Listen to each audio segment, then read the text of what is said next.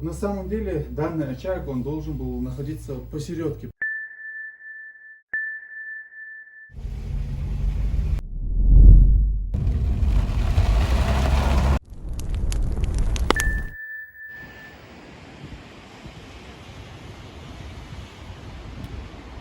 Друзья, приветствуем всех! Мы сегодня находимся в Итум-Калинском районе. Мы, по сути, должны были сегодня снять большой ролик с нашей командой. И погодные условия нам не позволили подниматься в горы, так как дорога слишком опасная и трудная. Но все равно, несмотря на погоду, мы с Лечей вышли и снимем для вас вот этот небольшой ролик.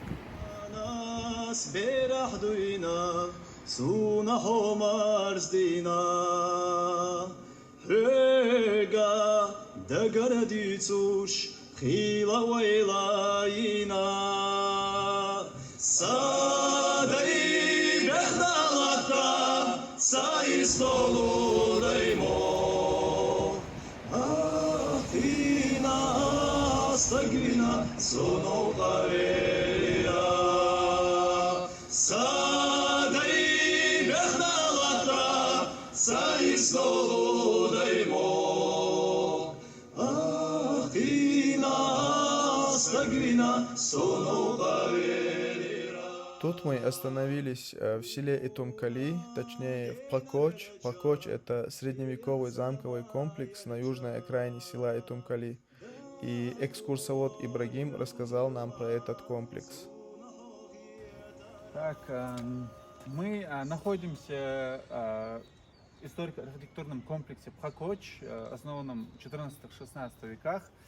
На данный момент здесь у нас на территории комплекса расположены 3 жилые башни, вот первая, вторая и третья. Одна вот боевая сигнальная башня, вот высокая, водяная мельница, дальше уже мечеть, беседка, висячий мост. Ну, это все, что входит в наш комплекс. И до реставрации единственная жилая башня, которая у нас на территории здесь сохранилась в первозданном виде, ну, в целом состоянии, можно сказать. Вот единственная вот жилая башня, вот она стоит. Вот крышу чуть-чуть доделали, вот окна, двери поставили, вот и этажи внутри. А так кладка, камень, корпус, это все старое. Вот. Да. Да. Ну, кроме вот этих 3 жилых башен, вот пристройки, вот эти подъемы, переходы, это все примерная архитектура. Понятно. Вот эти, вот все вот эти камни старинные, да, Да. в первозданном виде. Да, все как было стоит. Да, сейчас мы находимся на 1-м этаже, и как мы здесь видим, здесь есть экспонаты старинные. И, например, вот это старинная ручная мельница. Вот это что такое? То же самое, но она такая более современная для крупного помола, можно сказать. Тоже жернова. Ручная мини-мельница. Ручная мельница. Да. Смотри, Леч. Это? Это вот аппарат для очистки кукурузы. Вот спочатку снимать зерно. Вот сюда. Ну, здесь ставили, вот, к сожалению, да, некоторых частей не хватает. Ее крепляли, крутили за ручку и таким образом очищали кукурузу. То есть снимали вот зерно с початок. Ясно. Так, вот здесь кастрюля. Ну, как кастрюли, казан, да? да, как казан с треножкой, но в основном посуда она у нас из меди. И если про очаг сказать, вот, ну, наподобие вот, камин, печь, вот, имитация вот очага. И вот на самом деле данный очаг, он должен был находиться посередке, прямо в упорном столбе. Раньше, вот, в старые времена, вот, очаг находился именно посередке. И вот опорный столб, вот, дымоход выходил через опорный столб наверх. 2-й, 3-й этаж на крышу отапливал все этажи. Ясно. И вот это бронза. Ну, посуда меди в основном. Есть и сплавы, да, и бронза с медью. Ну, в основном посуда медная, глиняная и вот деревянная. И вот здесь мы его можем увидеть. Вот небольшой бидон, он для вот молочных, кисломолочных продуктов. Ну, утюги разных периодов с углем, которые нагревали. И вот лампа, ну, она керосиновые. И вот кастрюли разные, вот, разных размеров, тоже вот медные. Да, очень интересно. Лечик, покажи поближе вот эти утюги. Так, трогать можно? Надо. Ты тяжелые, мощные. А сюда Уголь клали, нагревалось и да, и потом можно было уже гладить. вот это тоже, да, такая? Да, ну она такая же, чуть потяжелее, правда. Не, это тяжелее. Да, ее приходилось нагревать. Просто ставили на печку. Это, походу, более современная, да? Можно, да, и так сказать. Хорошо. Здесь у нас показан вот примерный быт, как жили наши предки в старину, можно сказать, ну, лет еще так 100 назад, в начале прошлого века. Даже в некоторых наших краях, вот именно в таких башнях жилых, проживали до середины 20 века. Не обязательно, чтобы башни они были трехэтажные, жилые, они у нас строились от 2 до 6 этажей. Ну, здесь у нас, в нашем селе и в целом районе, в основном трехэтажные жилые башни. И вот первый этаж, хозяйственная часть, здесь кушали, готовили, отдыхали, гостей принимали. Но в основном день проводили на первом этаже. Хозяйственная часть, первый этаж. Второй этаж дальше уже идет спальное помещение. Третий этаж гостевая. И обычно первый, второй их могли разделить на несколько частей, на 2, на 3.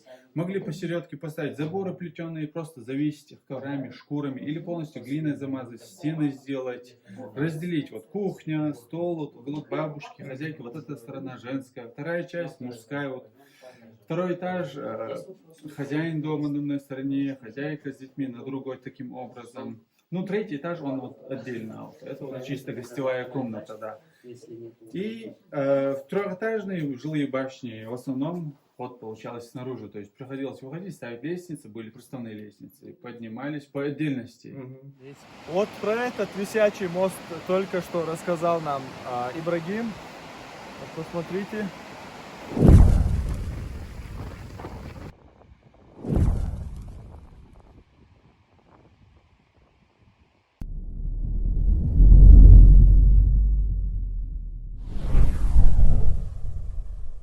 Мы сейчас поднимаемся в боевую сигнальную башню в селе Тазбичи.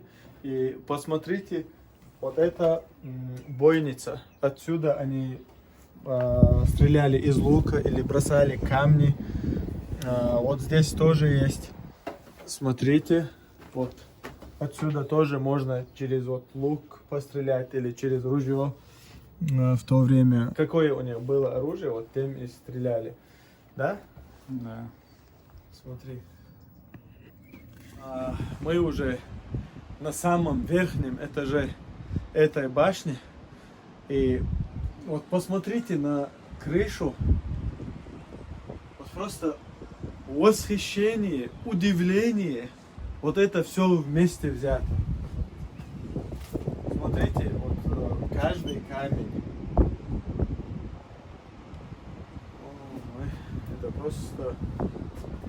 Не, вот это же какой-то там... Какой век? 13-14. Да, 13-14 век. Вот в то время 15-й. строить вот такие башни, даже современные не могут вот так построить.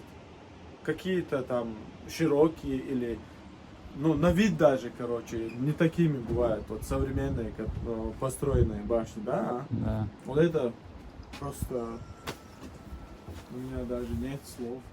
Как я сказал ранее, мы сейчас находимся в боевой сигнальной башне. Когда враг приближался, с этой башни передавали сигнал вон в ту башню. И от этой башни в другую башню.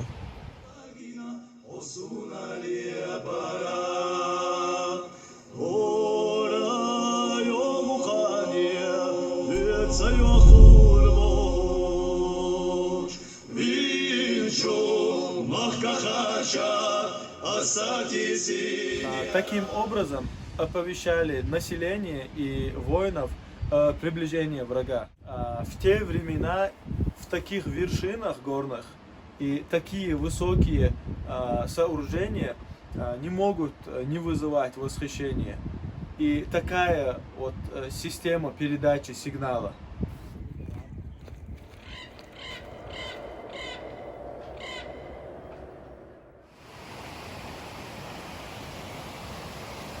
А мы идем пообедать на фоне этой красоты. Сообразим там. Пошли.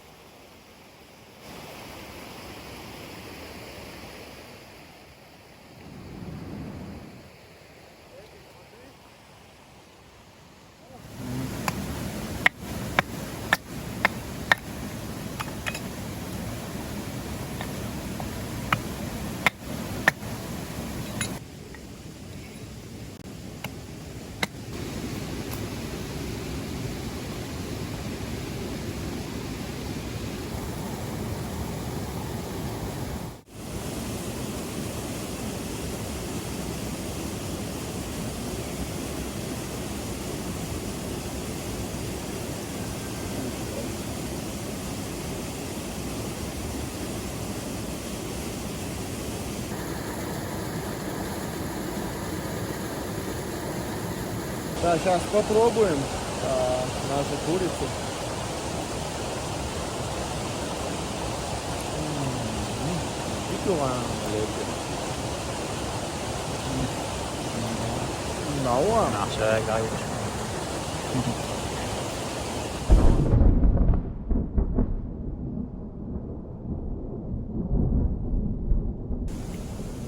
Друзья, нам уже дождь начинается. Мы завершаем наш сегодняшний поход. Было очень интересно, несмотря на дождливую погоду. Мне даже наоборот понравилось. Вам я желаю успехов, счастья и добра. Всего доброго и до свидания.